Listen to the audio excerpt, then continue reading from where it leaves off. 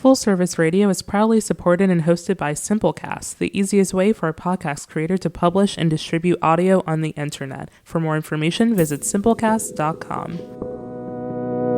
Recorded live from the lobby of the Line Hotel in Adams Morgan, Washington, D.C.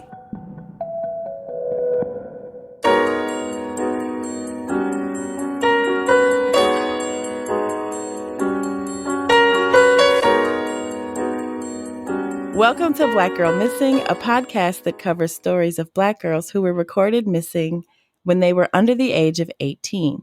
We are exercising caution and social distancing by recording for you from our homes in D.C., Philly, and the Jersey Shore.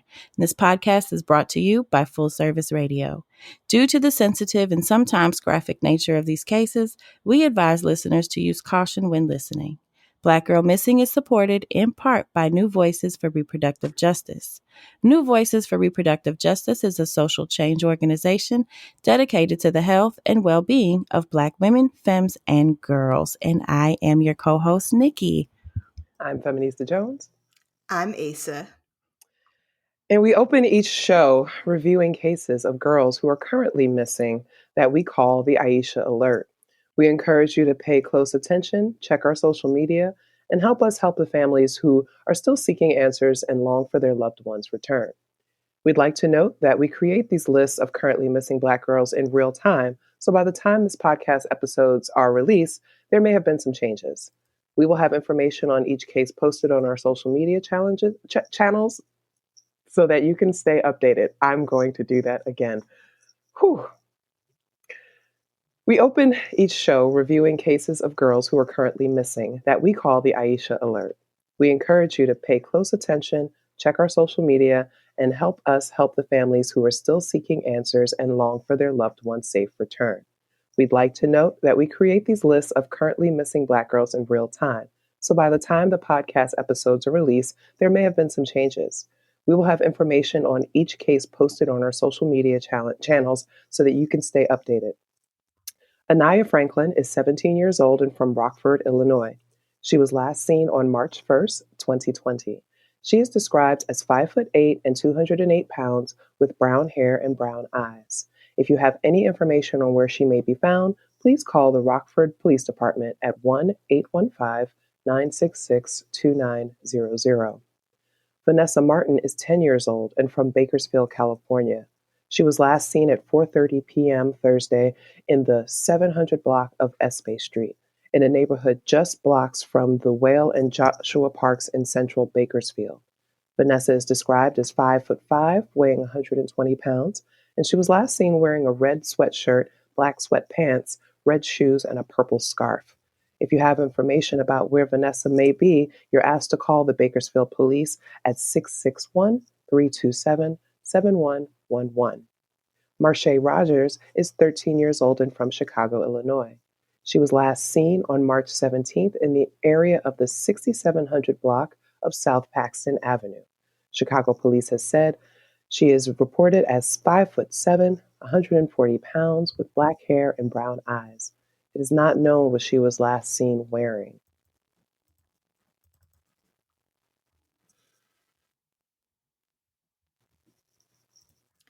Today we are here to tell the story of Bianca Lily Jones, who went missing on December 2nd, 2011 from Detroit, Michigan, when she was 2 years old. Bianca was never found. The story of Bianca's disappearance started with her father, DeAndre Lane, stating that while he was driving with Bianca strapped in her car seat, he was suddenly carjacked at 9:45 in the morning at the intersection of Brush and Custer Streets. DeAndre said that while he was driving, a black man driving a small red car told him his own car's taillights were broken. When he pulled to the side of the road to check, he says that another man approached him, threatened him with a gun, and drove off in his car with Bianca still buckled inside. The thief was described as a 25 to 30-year-old African-American male, about 6 feet and 185 pounds, unshaven, wearing a black shirt, black pants, and a brown and black baseball cap. DeAndre didn't call 911 himself after the carjacking. Instead, he called a friend from his cell phone at 9:40 a.m., told his friend what happened, and the friend called 911. Authority Wait, found... but that's 5 minutes before Exactly. happened. Yeah. Okay. Yeah. Authorities found DeAndre's vehicle only about 10 minutes later, still running, less than a mile away, parked in an alley between Euclid and Philadelphia. There was no sign of Bianca at the scene, and an extensive search of the city turned up no sign of her. She's been missing ever since. Although Bianca's parents were separated at the time of her disappearance, they were on good terms. Bianca lived with her mother, Bianca Jones, and her older sister, Bella, but both girls were staying with DeAndre on the day Bianca disappeared. At the time of the reported carjacking, DeAndre dropped Bella and her older cousin off at school and was driving to Bianca's house to pick up some of Bianca's clothes and belongings so she could stay with him until Christmas.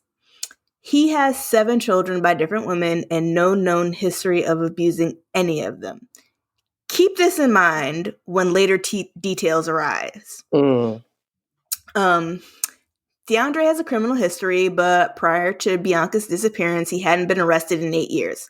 After reporting Bianca's abduction, DeAndre was taken into custody on an unrelated charge of violating the protective order that his ex-wife had against him. He was released.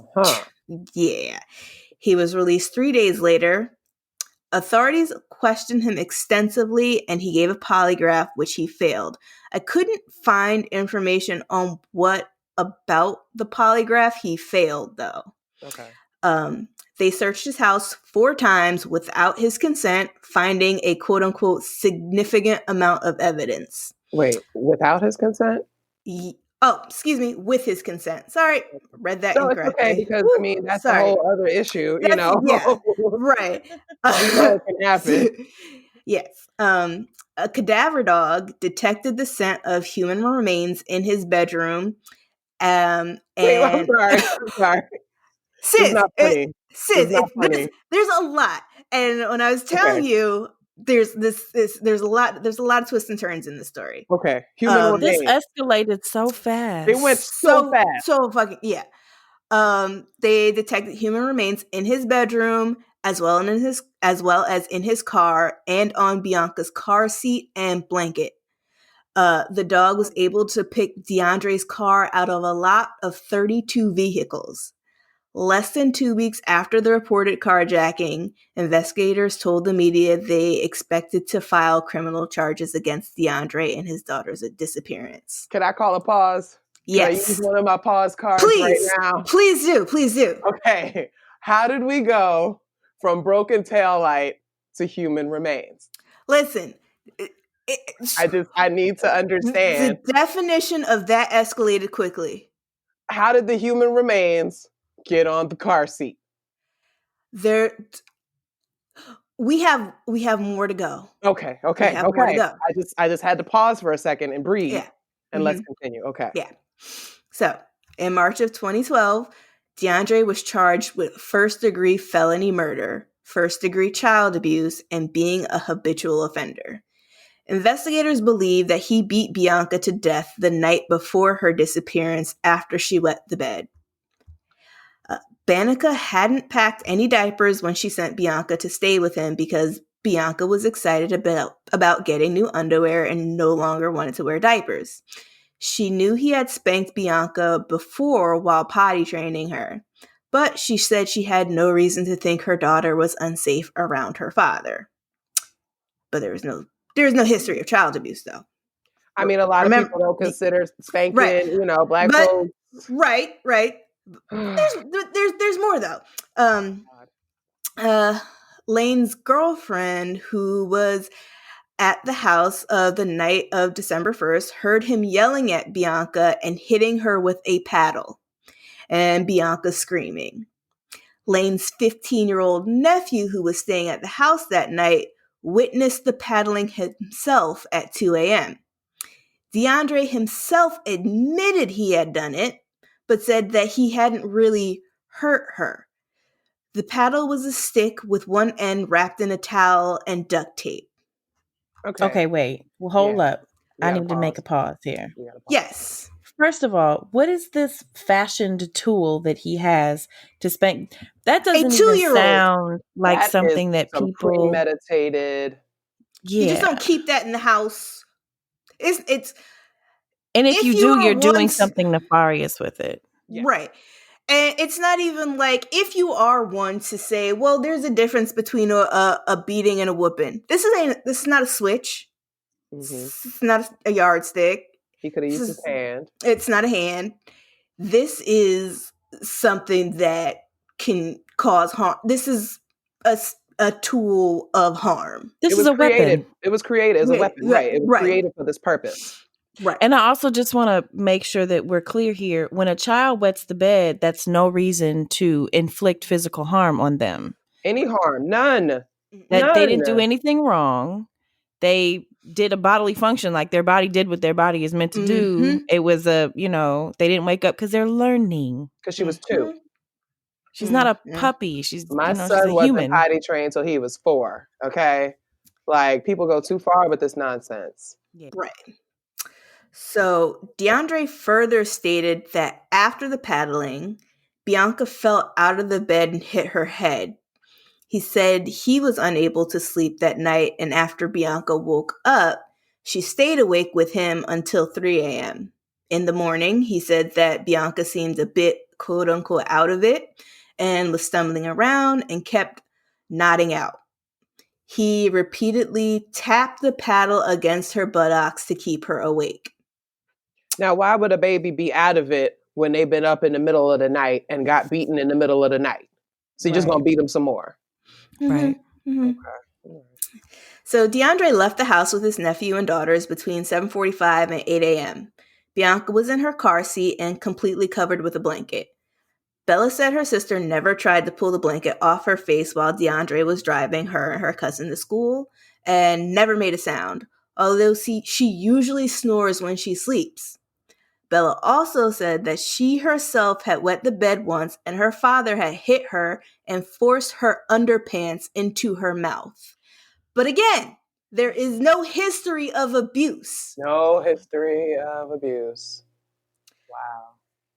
Bianca's father was found guilty of felony murder and first-degree child abuse in October of 2012. The mandatory sentence is life in prison without parole. He maintains his innocence. Now, here's where things get funky. 3 different witnesses have come forward and said they saw Bianca alive after the time police said she was killed. What? Yes. Bianca's cousin, Trevion Lane, is one of the witnesses who claims he saw her alive after the time police said she was killed. He said DeAndre Lane drove him to school the day after Bianca's reported death, and the girl was in her car seat. DeAndre Lane told police he had been carjacked and the abductors took off with Bianca. But 8 days later, Detroit police officer Nikki Gibbs was on a domestic trouble call and saw a 2-year-old girl with bushy eyebrows and asked what her name was. I said, "Oh, what's the baby's name?" Gibbs said. The lady went like this, Dia Dow. Now I said, "Who pronounces their grandchild's name?" The next day, Gibbs was on the computer and saw a missing poster with Bianca's photo on it. "I'll never forget looking at it and my mouth just dropped," Gibbs said. She said she told a couple of friends who were police officers but didn't take any official action for 4 days. She said homicide officials had already decided the father had killed Bianca. Yeah. Okay. Mm-hmm. Okay. What? Third person, Michael Salisbury, a private investigator appointed by the court to help DeAndre Lane's defense team, followed up on Gibbs' tip and 9 months after Bianca disappeared, said he saw her. "I recognized her right off the bat," Salisbury said. Salisbury said Bianca was at the same house disguised as a boy with her bushy eyebrows shaven off. Stop. Whoa, wait. What?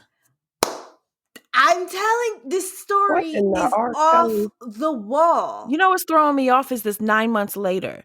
9 And months later. if the girl now, when the podcast is released and you see a photo of this child, you're going to see that her face is very distinct. Mhm. So when these people are saying, oh, I would recognize that face anywhere, you'll understand why they're Understand- saying that. Yeah. But what? 9 months later? Mm-hmm. Also, did these people tell anybody when they saw her? The only one that told somebody was the police officer. But she says everybody had basically, case is closed. And then My mind is blown right this now. private investigator called Lane's attorney, I'm guessing because, this dude is about to go to jail for murder. Right. But I mean, so clearly we have another case where this man was convicted, but there was no body. We had talked about that in the previous episode. So there's no body. Mm-hmm. He was still convicted. And now they're saying 9 months later, they're seeing this kid. Mm-hmm. Huh. Okay. Yeah. So Salisbury said, when I left, I called Terry, who's Lane's attorney, and I told him about it, and he got a hold of some people he knew in the police department, Salisbury said. They went out to the house, but the child I saw was gone. This is the first I'm hearing of it, Lillard said. It certainly wasn't brought to my attention. Police said they interviewed the family and identified the children in the home. None of the children were Bianca. I would love to be wrong and say, I was wrong. Look at Bianca. She's alive. Oh my God. I'm so glad I was wrong, Lillard said. I would love for that to happen, but DeAndre Lane, made sure that's never going to happen. Bianca's mother believes the witnesses. She believes Bianca is alive. My daughter's out there, Bianca Jones says. I'm going to find her. I'm going to bring her home. Gibbs and Salisbury said Bianca was being cared for, which is why they're adamant she's still alive today and needs to be found. Police say they can't explain the sightings, but believe they are either cases of mistaken identity or complete fabrications. That is the story of Bianca Lily Jones. This is insane. Okay, so this wasn't too long ago. So, we could call it a cold case. I don't know. I still think like Relisha Rudd was 2016. I still think, 2011, 2012 is still, is still active to me because there's no body, found. There's no evidence. So he's convicted of child abuse and murder. He's in jail for life with no probation. Okay, yes, I would say child abuse based on what we have heard. I would say that he is a child abuser. I'm concerned about the mother covering for him. In this situation, that's what's really standing out to me. And I guess his other baby mama's kind of covering for him. So that tells me one of two things. Either they're really afraid of him or they actually believe he's a good guy. Right. You know what I mean? And maybe they are okay with their children being paddled, when they wet the bed. Or they too are abusive and that is they see it as normal. They see it as normal. And also we have the vein of, in a lot of Black families, we are conditioned to protect the men and the boys always, no matter what. So even if we don't agree with what he's doing, we don't tell him because I don't want to send a Black man to jail, or I don't want to call the police on a Black man, or I don't want to get him in trouble, or, it's not so bad as long as he takes care of his children. Yeah. And he had already been in jail. That. He had already been in jail. And I could see people not wanting to send you don't him want back. to. Right. Because you got 7 kids who are now, if Bianca's still alive, 7 children that don't have access to their father because he's in jail. Right. But I'm really interested about this private investigator, though. Like, was this investigator working for him? Was hired by his attorney? How did this private investigator get involved? Do we know? Well, it says he's court appointed, though. That's court weird. appointed. Okay. Yeah. Okay. All right. That's interesting. And I am very curious about the police officer who believes she saw Bianca and just being shut down by everybody that she told. And waited 4 days. For 4 days. Yeah. So that's very curious to me. I don't know. I I get don't. concerned about these stories, particularly thinking about, his story about being carjacked, right? Mm-hmm. Um, I I I can't give him a benefit of a doubt. I just am not Yeah. built that way. Um, you have 7 kids, could be a taxing situation. He's been involved in crime before. He's obviously abusive. Could this be a situation where he sold his daughter? Could this be a situation where, he staged this kidnapping? Mm-hmm. To be relieved of the duties? Was he mad at her mother for something? Like the mother saying that things were okay, but how do we know We that? know that, right? You know, And maybe like, maybe she and got a new then boyfriend or something and he wanted to punish her. I don't right, know. Like there's so many and then possibilities. so many people confirming that he beat her the night before. Right. Right. So like he's beating her and then he volunteers that, oh, she hit her head. I'm like Yeah, wondering, is he volunteering this in that case they find her? information. Right, They find exactly. her and her head is bashed in or something. Like I don't know Exact. like what's It's happening here. happening. Yeah. Yeah. So it's such a confusing story, and there's so many different conclusions you can draw from it, Mm-hmm. but you can't, there's no right or wrong one you can draw from it because there is no concrete evidence. But we do know there were human remains found, and I can't let this go. Were they Bianca's human remains? Was it Yeah. something Well, else? yeah. Well, technically there weren't remains. It was, blood that you could smell that there were human remains, but there were not actual remains found. I am particularly concerned with the details in the very, very beginning. So, okay, somebody is lying about what time this supposed carjacking happened Yes. because the time is off. However, Yes. this is what really bothers me about this. If you're saying somebody carjacked you in the middle of rush hour, somebody carjacked you at 9:40 in the morning, Mm-hmm. somebody saw something. And you going to tell me nobody came forward and said, yeah, I saw something happen? Because this is Detroit. This is Motor City. Everybody drives everywhere in Detroit. So I don't buy that there was absolutely no witnesses to this apparent carjacking, especially because the car was found supposedly 10 minutes later. 10 minutes later. So you saying you got carjacked at 9:40. Or no. You said you got carjacked at 9:45. You called your friend at 9:40. And authorities found your car 10 minutes later before 10 o'clock in the morning. Still running less than a mile away, parked in an alley. That's why it feels Don't staged to me. Don't Like, none of that make sense. Right. Like did he it's call a staged and it was friend to staged come and poorly. stage this, right? Like, was that Right. 9:40 call to be like, okay, I'm at this corner, y'all can come now? Right. So Or my something. question is, who is this friend? What did they talk about on the phone? And did the police search the houses around the alley in which the car was found? Because what it sounds like is whatever this little setup was, somebody took the baby, took her into one of these houses, and we don't really know what happened after that.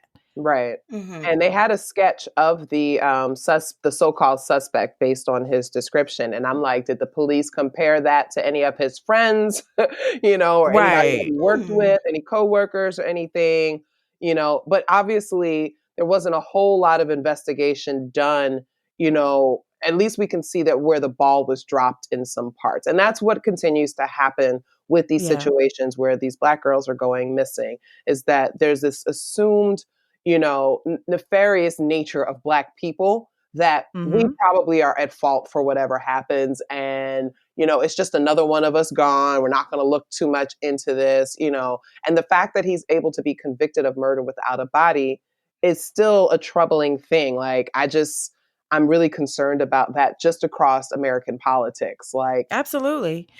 I don't think they had enough evidence, in my opinion, to prove without a doubt that he killed Nope. this child. Nope. And even if he does look guilty or it looks like he did something funky, it doesn't mean that he killed her. It doesn't even mean she's dead. She could still be alive right now today, walking around not knowing what her name is Mm-hmm. Being raised as a boy. and being raised as a boy or, being raised, however, by whomever. And he's sitting in jail, not guilty of what he was convicted of. Right. And then it makes you think about all the other dozens of cases where people are sitting in jail for years and years, and sometimes life without parole, for things that actually didn't even take place. Mm-hmm. Mm-hmm. Absolutely. This whole thing is just fishy. I understand why her mom is holding on to hope that she is still alive, because it's just really fishy. She seems to believe in the daughter's father's innocence. And, these other people just popping up and saying, yeah, I saw her. Yeah, I saw her. I mean, could they be lying and messing around with folks? Sure. But they could also be telling the truth. And, as a mom and thinking about that, or anybody who has a close loved one, like, you want that tangible proof. Let me see the body. Let me see my child's body. And only when I see my child's body will I be able to accept that this is what it is. At least that's how I would go about it. But, this is just a messed up story. We hope that if Bianca's out there, that, people will pay attention, look at her pictures, and we will be posting those on our social media and stuff like that. Keep an eye out. This isn't the Detroit area. She could have been moved to Canada by now. We don't know, just to look into that. She could have been trafficked somewhere else, And I'm troubled by this timeline because it happened December 2nd, 2011. And he was, the dad was charged in March of 2012. That's not very really super fast. Yeah. No, not much time passed at all. A couple of months and boom. And okay, cases closed, we're done. I don't feel like that was enough time for you to really dig into anything. Yeah. Right. He was convicted in what, October or something? Let me see. That's still only a year. That's still not even a year. That's a long time for a murder. That's not a lot of time. Like, usually the trial don't start till like 2 years after. So it seems like they move swiftly. And so that's why I'm wondering about what other evidence that they have. Because how do you move this swiftly unless, of course, it is a Black man? And the private investigator said it was 9 months after she had gone missing that he saw this child that looked like her. That's not that much time. Yeah. That's not. So it's very funny that, Black girls go missing and it's crickets, nothing moves. But if it's the suspect is, a Black man and you have, a hair of evidence, that's when the book is thrown at you and the hammer comes down quickly, whether the evidence is damning or not. And here's another angle. It's no justice it's really not justice. But here's another angle. Let's say the dad is completely innocent. He didn't do anything wrong. And the mom set him up. That's possible. That's possible. And she could be playing this grieving mother role and, oh, I'm so sad. Oh, I'm so sad about my baby. She could have done it to stick it to him. He could have done it to stick it to her. People do that all the time. It could be a third party who wanted to stick it to both of them. It's hard to tell. It's hard. There's so much about this story. There's so many holes. There's so much missing. And that's why I feel like it's important to really thoroughly investigate these cases. Y'all gave it a couple of months before you said, that's it, charge them, let's do this. There's so many players, these friends, whoever he talked to on the phone, this whole like carjacking and the car ain't even a mile away. But if authorities found the car 10 minutes later, that doesn't give a lot of time for somebody to get away on foot. So that's why I keep going back to, did you check the houses? And there's only so many places you could be. Rope off a whole mile radius. Yeah, there wasn't enough time. They didn't act fast enough. And that's the thing, like calling the police in Detroit, like calling the police in Philly, calling the police in DC, calling the police in Brooklyn. You know what I mean? Like, it's going to take them a while to come. It's going to take them a while to come. But in this case, if the police found your car within 10 minutes, they came right away. They surely did. They didn't care. But they took their time finding that baby. Yeah. And, with researching these cases, one thing that's always sticking out to me is that there are such limited details, no matter if the case is high profile or not. Yeah. the details from just investigations, because they're done so slapshod, it's hard to put them together. That's a good Mhm. word. I like that. But also, let's talk about. No, I like that. I'm going to write that down. But also, let's talk about our reluctance to talk to police. I didn't see nothing. I don't know nothing. Right. I don't want to be implicated. So it makes it very difficult when girls go missing from our communities to get people to participate in that. Right. So I wanted to, if we could pivot real quick, this is what, our 4th episode. Yes. Yes. People are loving the show. I Thank love it. you. Shout out to everyone that has been giving us all this positive feedback and listening and showing us love. We have 5-star rating on Apple Podcasts, and we really appreciate that. Your ratings and reviews really do matter. The more ratings and reviews we get, the more they bump us up, the more people listen to our show. And we just want to take a quick second to shout out, one of the reviews that we got that we're so appreciative of. And this is from Stephanie DW25. She said, in an age where true crime podcasts are a dime a dozen, Black Girl Missing highlights a far too often overlooked crime. Black Girl Missing is informative, engaging, and eye-opening. Do yourself a favor and download it now. Thank you, Stephanie. Thank Much you. appreciated. We love you for listening. We love the 5-star ratings. We said that we were going to shout out our 5-star reviewers. So if you could leave us a review, that is so helpful wherever you listen to your podcast. We're here for you. I actually had somebody hit me up like, where's the episode? Where's the episode? I was like, that Rona got us. The Corona got us. It's serious. It's serious. The Corona got us. It's a tough time, and podcasters are doing what we can, and we work with a studio. Shout out to Full Service Radio for making these adjustments so we can continue to give you this content. We look forward to really keeping this going, and you all are sharing everything with us. And Nikki's going to tell you how you can in case this is your first time listening, but we really, really appreciate you. Absolutely. We actually, I just want to mention this too, because we are really dedicated to this work. We're dedicated to the show. We actually all went out and bought legit podcasting equipment. Yes. we have podcasting microphones. I went to B&H Photo and Video. I went to their website because they do next day shipping. And I was like, I don't know. People aren't really going to them right now for essentials because they are a photo and video place. So I went and, got all the stuff I needed to, hook up my situation. FJ got her stuff. Asa got her stuff. And we're testing it and putting it, in our group chat to make sure everything sounds okay. So that when we do all this work so that we can turn around and sound decent for you when you are listening to us. And we really do appreciate it. But yeah, we're gonna do this from home for as long as we need to, because it's really important for us to continue social distancing during this time. I hope that all of you are well and healthy and your families are well and healthy, and let's keep it that way moving forward. Black Girl Missing podcast is researched, written, and produced by us. It is a labor of love by 3 concerned Black women who want justice for missing Black girls. Today's episode was written by Asa and produced by the Full Service Radio team.